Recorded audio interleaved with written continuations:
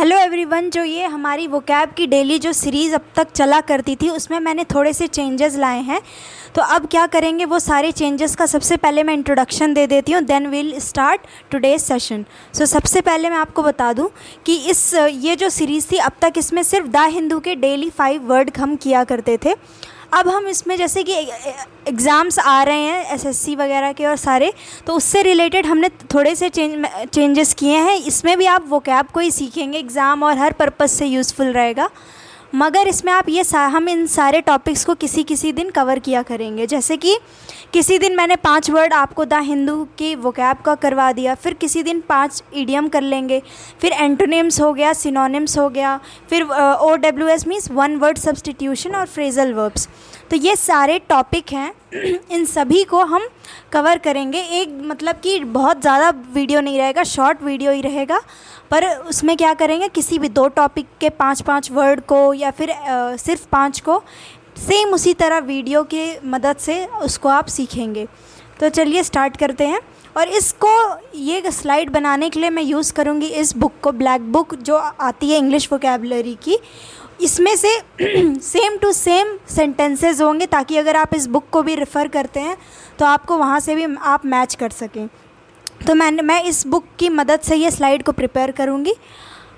तो चलिए स्टार्ट करते हैं। सबसे पहले ये वन वर्ड सब्स्टिट्यूशन जो बुक में दिया हुआ है उसको मैं आपको बताने जा रही हूँ। 5 वर्ड है।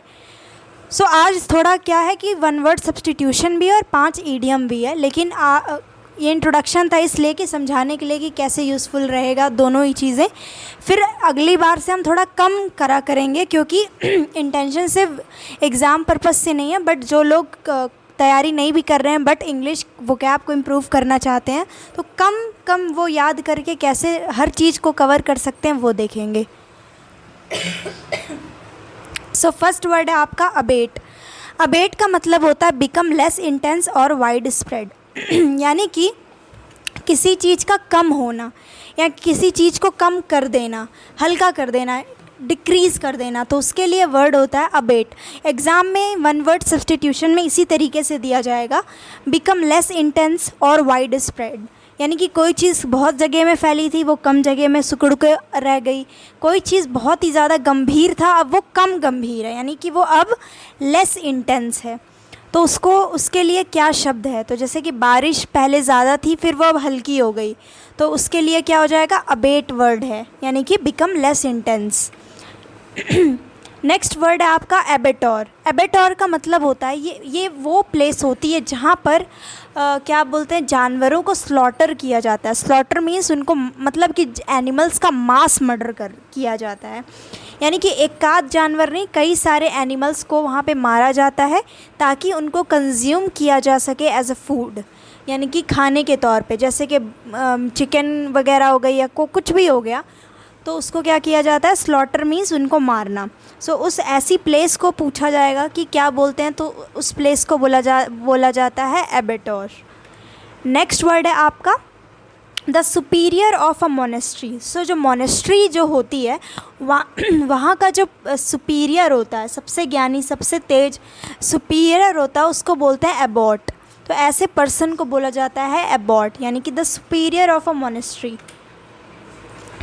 नेक्स्ट वर्ड है आपका एब्रीविएशन। तो एब्रीविएशन बहुत ही इजी है, हमेशा से मतलब सभी को पता है।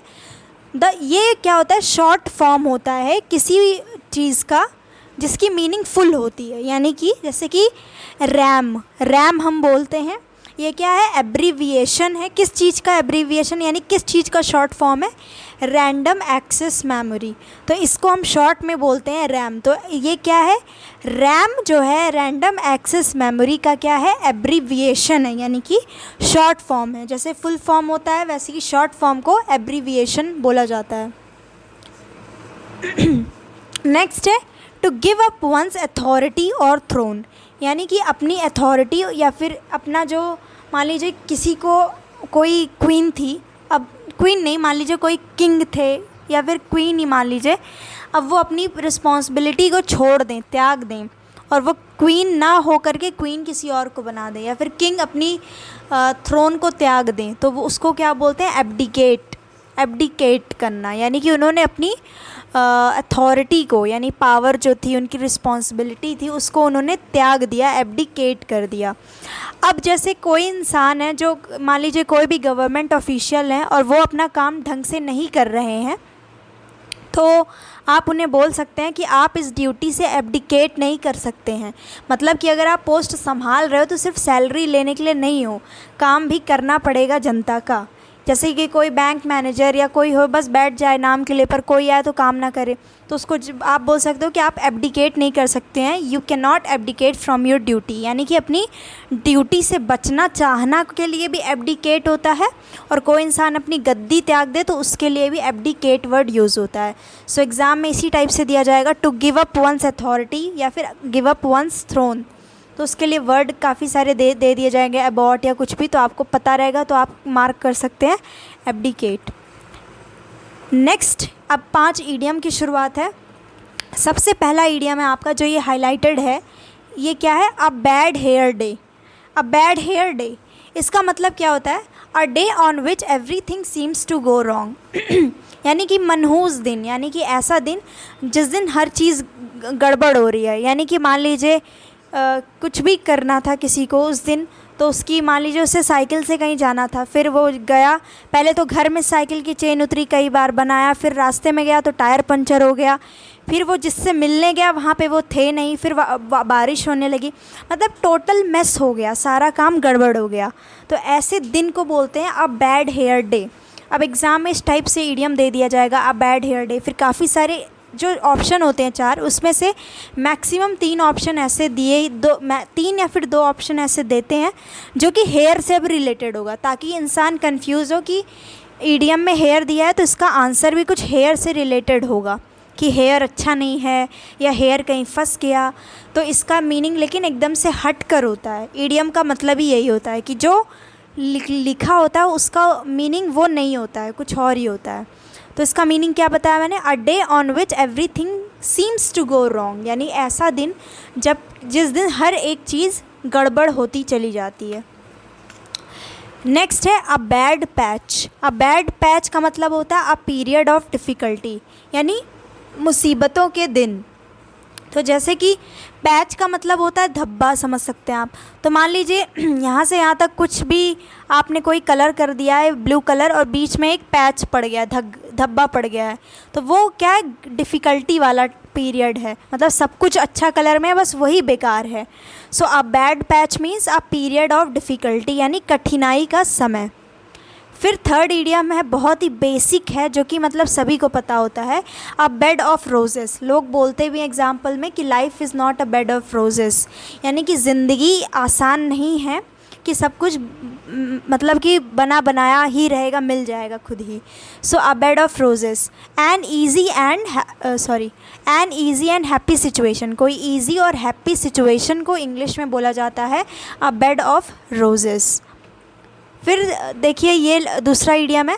सो ये जो भी हमने कवर किया है इसकी आपको एज इट इज़ ईडियम मिल जाएगी, जिसमें जैसे कि आपको पीडीएफ में ये रोजेस दिखेंगे आगे, जैसा सेम यहाँ पे वैसा मिल जाएगा, ताकि याद करने में आसानी रहे, ईज़ रहे आपको याद करने में। तो वो आपको टेलीग्राम चैनल पे मिलेगी, और to join my Telegram channel आपको इस वीडियो के कमेंट सेक्शन में लिंक मिलेगी, you can join from there. फिर ये ईडियम है आपका second last idiom, a beehive. A beehive का मतलब होता है अ बिज़ी प्लेस। जैसे कि ये बी का हाइव है, तो ये क्या है? यहाँ पे ये आएंगी हमेशा, क्योंकि इनको यहाँ पे काम है, तो ऐसे समझ सकते हैं कि ये क्या है? बिज़ी रहेगा हमेशा बी से। तो a beehive means a busy place. तो आप किसी प्लेस के बारे को अगर आप बोलते हो कि ये प्लेस एक बी हाइव है, तो उससे क्या मतलब होगा? ऐसा नहीं होगा कि वहाँ पे लोग छत्ता लगाए और मधुमक्खी मतलब बनाती हैं हनी। उसका मतलब होगा कि वो बहुत ही ज़्यादा बिज़ी प्लेस रहता है, वहाँ पे बहुत सारे यात्री आते जाते हैं, तो वो बहुत ही बिज़ी प्लेस है। तो उसके लिए हो जाएगा अ बी हाइव। फिर क्या है? लास्ट वर्ड है a big draw. A big draw is used for a person who is extremely attractive. यानी कि मान लीजिए रोनाल्डो आ रहे हैं, तो उनसे जो भी उनके फैंस हैं उनका मुंह खुला रह जाएगा अगर वो बहुत ही अट्रैक्टिव लग रहे हैं। तो आप क्या है? मुंह खुला है किसी का सरप्राइजिंग वे में, तो वो क्या है? जॉ उनका खुल जाता है, मतलब जॉ ऐसे स्प्रेड होता है। माउथ खुलने पे। सो ऐसे याद कर सकते हैं। अब बिग ड्रॉ यानी मुंह कोई एकदम से खोल लेगा कि ऐसे, मतलब हॉ वाला जो होता है एक्सप्रेशन, यानी कि ह्यूज अट्रैक्शन। तो इसका याद करना इजी है कि कोई अगर अट्रैक्शन है, मान लीजिए कोई सेलिब्रिटी है, तो वो क्या है, सबका मुंह ऐसे खुला रह जाएगा। तो अब बिग ड्रॉ, तो इसका मतलब हो जाएगा ह्यूज अट्रैक्शन। तो ये थे आपके आज के 5 ईडियम और 5 वन वर्ड सब्स्टिट्यूशन। अब इसको वन बाय वन मैं रिवाइज़ करूँगी विद इन 1 मिनट। अब big draw means huge attraction, यानी कि बहुत ज़्यादा अट्रैक्शन। नेक्स्ट, अब बी हाइव का मतलब होता है अब बिज़ी प्लेस। तो एग्ज़ाम में आए बिज़ी प्लेस को के लिए ईडियम क्या है, बी हाइव। अब बेड ऑफ रोजेज़ बहुत ही ईजी है, यानी कि ईजी सिचुएशन। बैड पैच यानी कि अब पीरियड ऑफ डिफ़िकल्टी, वो कलर वाले एग्जाम्पल से याद कर सकते हैं। फिर अब बैड हेयर डे यानी कि वो दिन जब हर चीज़ उस दिन गड़बड़ हो जाती है।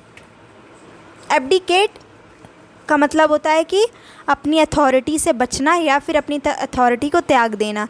एब्रीविएशन यानी कि short form. Abbot means superior of a monastery. Abattoir एक प्लेस होता है जहाँ पे जानवरों को मारा जाता है for consumption as a food.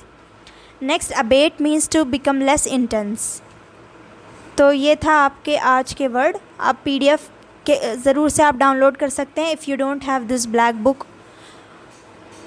और आप टेलीग्राम चैनल की लिंक आपको मिल जाएगी डिस्क्रिप्शन में भी और इस वीडियो के कमेंट सेक्शन में भी। So if you enjoyed this video, अगर और लगा कि ये इन्फॉर्मेटिव है और डेली आप देखना चाहते हैं, daily means Monday to Friday, क्योंकि सैटरडे संडे मैं अलग वीडियोज़ को लाऊंगी, तो आप चैनल को ज़रूर से सब्सक्राइब करके you can also share your opinion in the comment box. Thank you so much for watching this video.